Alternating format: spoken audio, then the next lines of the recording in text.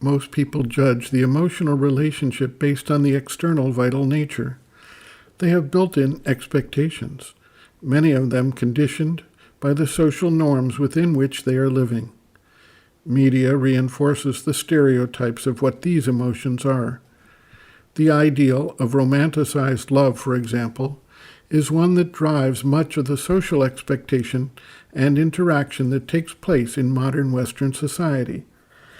The ideal of family duty and a growing sense of love for spouse, children, and parents is the source of strong emotional bonds in other parts of the world. The vital emotions that arise from these backgrounds are narrow, exclusive, and in many cases tinged with a sense of ownership or forms of jealousy and attachment.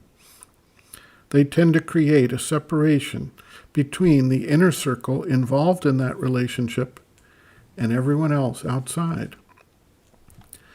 Psychic emotions, including psychic forms of love, are much wider and more inclusive, less attached to specific individuals, and less overtly passionate. They encompass not just the immediate relationship, but also a much wider view of the world, because they do not exhibit the kind of overt expressions that we normally assign to emotions in relationships. We do not interpret them properly. A form of love that does not take on itself any possessiveness, jealousy, extremes such as self-harm, or when things break down, harm of the other party in the relationship, is considered to be devoid of the reality of love, when in fact it may be a deeper, more abiding, and more comprehensive form that is simply not being recognized. This is not the same as what is called platonic love, where there is a mental affinity and support structure.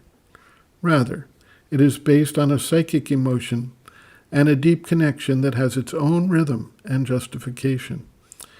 It is also not the same as that professed love for humanity that does not seem to care about the individuals who make up that humanity. It is, in that sense, not abstract love, but something far more that encompasses both the whole and the individual parts. The mother observes, quote, "As I said, some people are quite beyond that. They have been able to control it in such a way that it does not get mixed up with anything else.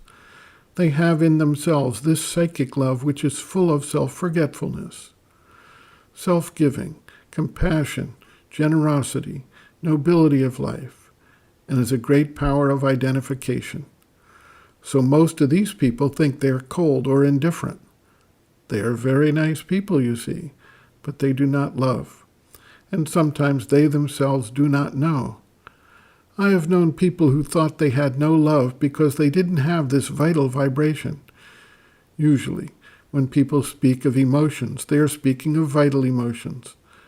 But there is another kind of emotion which is of an infinitely higher order and doesn't express itself in the same way, which has just as much intensity, but an intensity that is under control, contained, condensed, concentrated, and is an extraordinary dynamic power. True love can achieve extraordinary things, but it is rare. All kinds of miracles can be done out of love for the person one loves, not for everyone, but for the people or the person one loves. But it has to be a love free from all vital mixture, an absolutely pure and selfless love, which demands nothing in return, which expects nothing in return." End quote. Reference, Sri Aurobindo and the Mother, The Psychic Being, Soul, Its Nature, Mission, and Evolution, Section 1, Meaning and Nature of the Psychic Being, pages 40 to 41.